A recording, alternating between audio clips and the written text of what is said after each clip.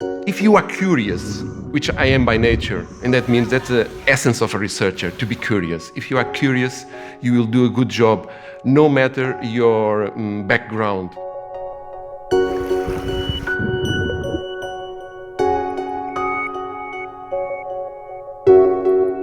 I grew up in the middle of Ireland, so I was nowhere near the sea. Even though Ireland is an island, you know, we didn't live close to the sea, but I was always kind of fascinated by it. Yo realmente, cuando estaba en el instituto, en clases de biología, pues me impresionó mucho el origen de la vida. Me gustó tanto aquello que me enamoré de la bioquímica. Well, I suppose I've always been interested in research, always been fascinated about doing research, about finding things that we don't know or that we suspect may be, you know, the way they are. Always had a huge passion for the sea and for animals that live in the sea, going with my mask and catching them and releasing them most of the time and harassing other kids, telling them that they have to put the fish back into the sea, it's too small, you can't kill it, and all that type of things.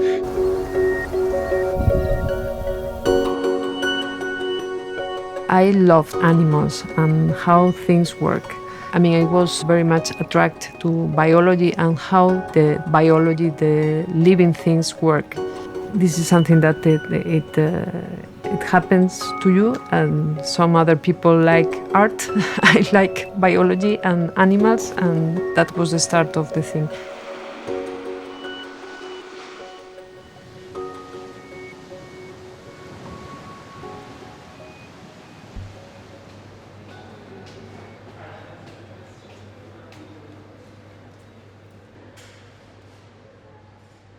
SEATRACES, we have to hear the name, trace.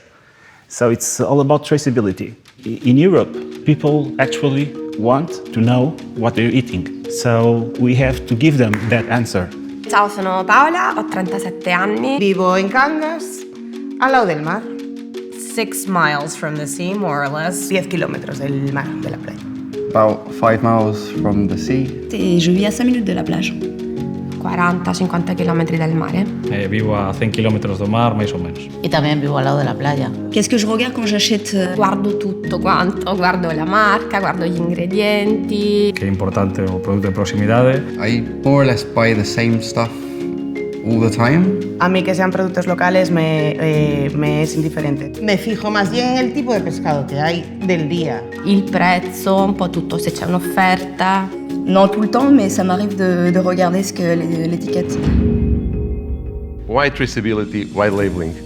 Well, in fact, whenever we buy something, you are alerted to the labels. What's in there? Is there something truthful? Is it right? So that was the drive for this project and for my commitment to the project. Traceability. Trazabilidad. I don't know, I guess stuff that's easy to find. Pues no lo sé. Credo che sia conoscere la storia, il viaggio che ha fatto questo prodotto. Desde donde se empieza un producto de alimentación hasta el plato, hasta el final. I mean, you know, we're all consumers, and I think, like I was saying before, like traceability is something that I think people have a real attachment with. You know, I think about wine, and I think about, you know, if you know how a wine is, you know, how a grape is grown and the temperature it's grown, you know, you feel really affiliated to it, and you really want to try it out. Can we start? Can we start? Good morning, everybody. My name is Rogério Mendes. For those who do not know me, I will welcome you to this meeting. I don't know if you are aware, but this is the second project that we are having on this field. We had formally, the first project was Labeled Fish. It was more of not so widespread as this project. It was more focused on the laboratorial questions. Be more or less organized, well organized, we can achieve our goal of discussing all the... In SEATRACES we have tried to involve as much as possible stakeholders and end users. Stakeholders are producers and industry in general. There are here new people, and maybe it's a good idea to go in a Because there are not just scientists, you know, you have literally every stakeholder in SEATRACES has a bit of an involvement, and so you can really have clearly the feeling that you're not just doing this to publish another scientific article. You are definitely doing this in the hope that our seafood supply chain is going to get better. Let me just tell you first that the SEATRACES project is an important project, mainly because it touches an issue that is extremely important, and it has been identified by the European Food Safety Authority as an emergent one, and this is the issue of food fraud. Ya les había adelantado que íbamos a hablar del fraude del pescado. Ponga en élevage intensif, des poissons plutôt voraces puisqu'ils mangent 400 sacs comme celui-ci tous les jours. L'objectif est clair, qu'ils grandissent le plus vite possible pour être vendus rapidement. Esta espécie de venda não autorizada em Portugal. El fraude del pescado no respeta fronteras. 1 de cada 5 pescados está mal etiquetado. Así lo revela un informe de la Organización de Conservación Marina Oceana, que ha revisado más de 200 estudios de 55 países de todo el planeta. Because it's fraud, it means that somewhere things are getting mixed up on the food chain, and presumably people are, you know, illegally fishing, or, like there's a reason there's quotas for fish, and, because the scientists were very careful of, trying to work out how many fish there are in the sea, and how many you can take so that they can bounce back the following year. And if people don't abide by the rules, eventually, the fish populations will crash. So anything that has to do with illegal fisheries, mislabeling, and many other unlawful actions is considered to be seafood fraud. This has extremely negative implications for fisheries themselves. It basically is a risk for their viability, but also poses significant negative impacts to the general public, especially public health, because if something is not what is supposed to be, then obviously we have the risk of, getting diseases. And it's really important as well for smaller fisheries, because they're artisanal fisheries around the place. There's only a few boats, and the fish is really fresh, and it's important for them to get a good price, and you can only do that by sustainable fishing practices and a kind of a traceable system to prove that their fishery is sustainable, and people will be willing to pay money for that. Básicamente, pues hay diferentes estudios que cifran en un volumen importante de fraude en cuanto a una identificación incorrecta de la especie. Básicamente se trata de especies de menor calidad o menos apreciadas por los consumidores que se hacen pasar por otras de mayor calidad. There is a general trend in every city, urban setting, where people have become increasingly disconnected with how food is sourced. It's a problem because it's at the basis of it. A heavily industrialized process has led to this large supermarket chains having an increasingly high percentage of food that is heavily processed, that is packed and chopped and is frozen and is plastified, and people less and less frequently actually have the opportunity to see a whole fish unless they come from a coastal area or they come from a family that values nature and values the connection with nature. I have to guess the fish. Es una dorada, un sargo. O un sargueño, no sé. Ah, è un merluzzo. I have no idea. Parece salmón. O una lubina. Je me suis trompée. Esto es merluza. Tagliato così non l'avrei mai detto. No es salmón. You need a good labeling to get to make your own choice, yes? It says it's mass produced, so it's not from the ocean. No. Well, that's actually, this one is too. Este es de 2 días antes. Este es más fresco, pero realmente yo no me hubiera fijado. Tiene demasiada información para lo que estamos acostumbrados. You need some methods or analytical methods to control these labelings, yes? And sometimes they are not right. So it's very important to have these robust and reliable methods, and this is why we, this is one of the tasks of this project.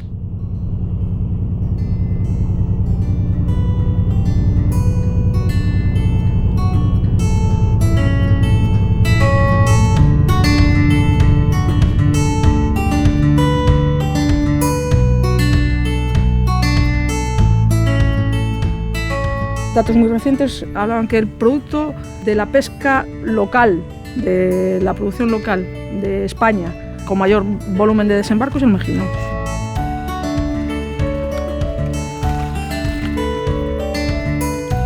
Este es un producto que es de los pocos que hay del mar con una denominación de origen. Implica que el producto tiene un origen, que las características y calidades de ese producto dependen directamente de ese origen, y que en esas características influyen tanto factores naturales, pues calidad de aguas, etcétera, como factores humanos, la forma de producir, que es única de aquí, aunque se intenta exportar, pero está perfectamente adaptada a este territorio. Y además, algo a mayores es producción, elaboración, transformación se realiza en este origen. No se puede coger mejillón de aquí. We think that developing methods to identify species offers information about the origin, the geographic origin of the seafood. And in particular, in SEATRACES, we are going to work on the development of methods for finding the geographic origin of masses. Todas aquellas menciones que lleven a engaño, porque al final les llevaron a engaño, elaborado, un mares de Galicia, no tiene una certificación detrás, no está bajo una DOP. Entonces lo que intenta es aprovechar esa fama, de calidad esa fama de producto, porque es así, ¿no? Sin estar pasando los controles que debe pasar. Entiendo que además hay otra parte aquí, y es el tema salubridad, que esto sí es muy importante. Sí. Es decir, que con la trazabilidad vosotros también garantizáis también la parte salubre, ya no solo la parte de calidad. El hombre empieza a cocinar en las anales de la historia para hacer que los alimentos sean más sanos y más fácilmente digeribles. Sí. Y esta es la razón primera por la que el hombre empieza a cocinar. Y por lo tanto, eso yo siempre digo, cuando hago un curso, cuando comento y tal, digo, el que esté rico es la segunda cosa más importante, el que esté rico. La primera es que sea salubre. We will focus on 3 to 4, 5 case studies of companies that started, I would say, from a low grade of implementation of traceability and labeling. During this project, these schemes will be implemented, and in the end, we will see if it was a positive result. And this will make some case study that can be shown to others to follow the same procedure and the same ideas. Okay, ladies and gentlemen, welcome to Esposado. We are going to have a quick review of safety measures regarding lifeguards, okay?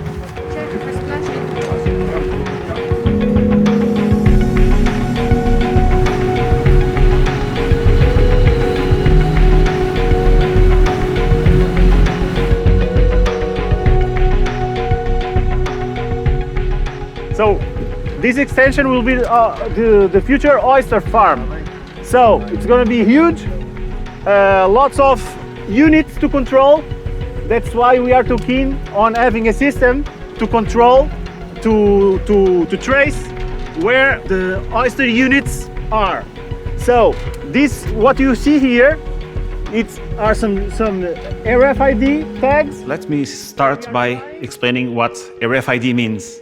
Imagine when you buy some clothes or a perfume or whatever. Sometimes we hear the alarm in the stores. That's because the clothes and the perfume had an RFID tag on.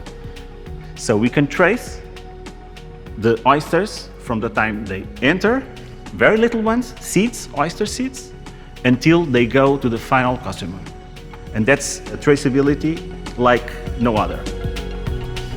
Case studies are really interesting because it's kind of like, industry in practice, and, how these companies change because the customers or the consumers are demanding that the fish be traceable and be sustainable. Nosotros hemos defendido siempre la sostenibilidad y en este momento igual más que nunca. Nuestras empresas además son empresas familiares que ha habido siempre un relevo generacional y bueno, existía siempre mucha preocupación de dejar a nuestros hijos en unas condiciones buenas. Y el punto de partida lógicamente es el pescado, ¿no? Que haya pescado en la mar.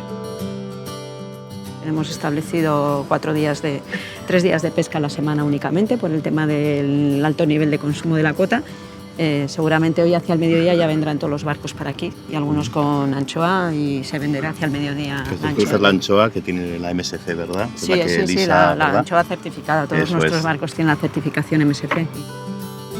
Dentro de SEATRACES también estamos trabajando en un caso de estudio muy particular que es la anchoa del Cantábrico. Es un producto tradicional basado en pesca sostenible y nuestra intención es verificar qué valor le ha podido aportar a nivel socioeconómico la aplicación de una marca como es MSC a la anchoa del Cantábrico. Somos un centro tecnológico que nuestro mayor interés es la ciencia aplicada y aplicada a la sociedad, en este caso a los recursos pesqueros y a las cofradías de pescadores y al consumidor final.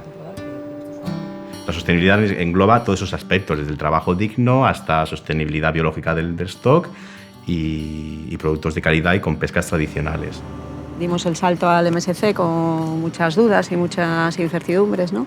Vemos que ese salto ha sido positivo, pero me preocupa mucho, ¿no? El cómo llega al consumidor, ¿no? Toda esta información, porque sí que vemos en el mercado que el consumidor está como saturado, ¿no? De tantas certificaciones, tantos sellos y al final realmente no se sabe, ¿no? Qué hay detrás de todos esos sellos. Y hay un problema, yo creo, de comunicación y también de información y de educación. El consumo responsable es una tendencia que va ganando adeptos. Poco a poco se va asentando, pero el consumo responsable necesita de información adicional, que muchas veces no está en la etiqueta.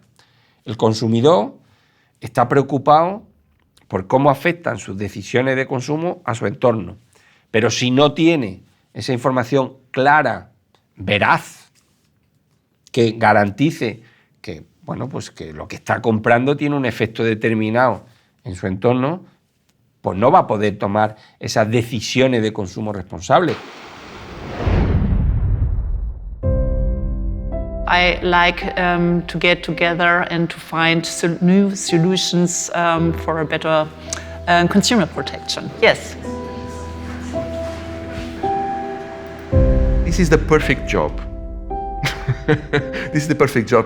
Found something new, you don't know why, and you try to find methods and ways to find a solution and find an answer. And finding an answer, and not only finding the answer, but also to telling that story to others, to making a good dissemination of the results. And to see that a lot of people around the world have the same problems, but did not find a solution or don't have yet on their laboratories. That's very interesting things. And sometimes, well, you feel proud. Muchas veces consumimos sen entender o dano que podemos estar facendo por consumir produtos máis baratos e non defendendo o noso planeta, que non hai planeta B. La gente que sale a pescar todos los días también hay que darle un valor a ese pescado. Es mejor y tiene el precio que tiene porque lo vale. Something without technology nowadays, without ITC, is something from the past. It's good to have the traditions kept, but we have to move forward. So why not be the first to innovate? I want to innovate. It's very important to me that I can help in some way, to make the oceans more sustainable, so that's a kind of a goal of mine. We cannot save the planet from the many threats it is facing, just a bunch of scientists doing strange things in a lab. We need the involvement of everybody. We need people to care about the sea and politicians to understand that they cannot just follow this completely myopic, short-term gain approach they have been doing for such a long time. And I think that if the broad base of society realizes that we have to look after this planet, it will have a very positive ripple effect across every area of society.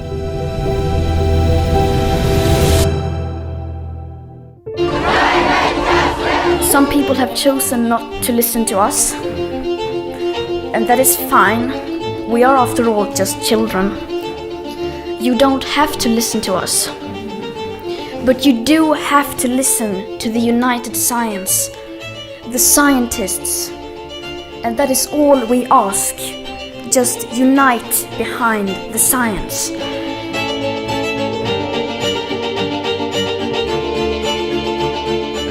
And that also makes it exciting because you can contribute to scientific advancements, but also at the same time you can show all the different segments of societies that actually science can make a difference to everybody's life.